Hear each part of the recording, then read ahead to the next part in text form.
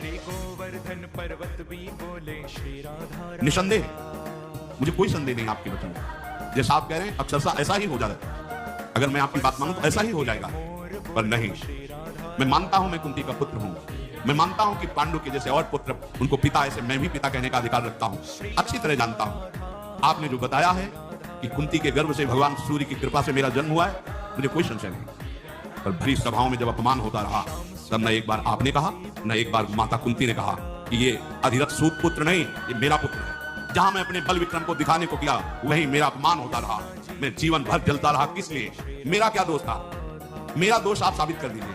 भगवान सूर्य ने प्रकट किया और जल में फेंक दिया गया और अधिरथ सूत ने उठाया, इसमें मेरा क्या दोष रहा?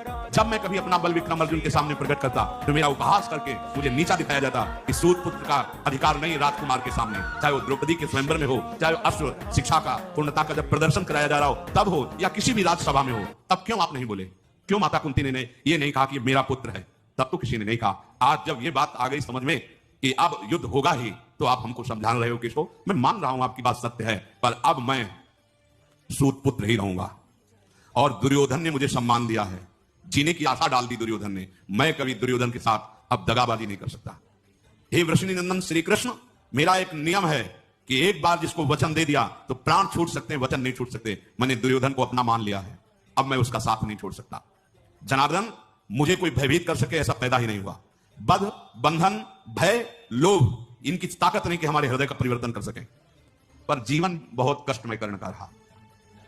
अगर कहीं ये पता चल जाता भगवान सूर्य से प्रकट करने, तो भगवान परशुराम जी साफ नहीं देते। हर जगह हार हुई, हर जगह उसको नीचा देखना पड़ा। पर था महापुरुष, सत्यवादी, परमदानी, पर अधर्मियों का संग हो गया, इसलिए हर जगह हार हुई, हर जगह परास्त हुई। तो ध्यान रखने का विषय है।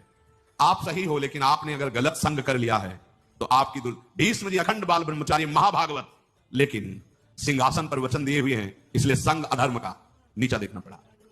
तो जनार्दन, मैं दुर्योधन का साथ कभी नहीं छोड़ सकता और युद्ध अवसर आने पर ललकार करके पांडवों से लड़ूंगा। कभी अपने हृदय में भाव नहीं लाऊंगा कि मेरे भाई हैं। मधुसूदन, इसमें संदेह नहीं कि आप हमसे बहुत हित की बात कह रहे हैं। पांडव आपके अधीन है, आप जैसी आज्ञा करेंगे तत्काल वो वैसा कर देंगे। पर मेरे और आपके बीच में जो वार्ता हुई है, इसे ना पांडव जानेंगे और ना कोई संसार का व्यक्ति, जब तक युद्ध नहीं हो जाता।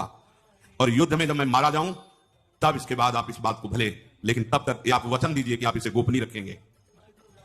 अपनी इंद्रियों को संयम में रखने वाले धर्मात्मा युधिष्ठिर हैं और तुम्हें अपना प्राण मांगने वाले अर्जुन हैं। इसलिए मैं पहले से कह रहा हूं कि तुम निश्चिंत रहो, मैं ही मारा जाऊंगा, क्योंकि जिसके सहायक आप हो। मैं खूब अच्छी तरह से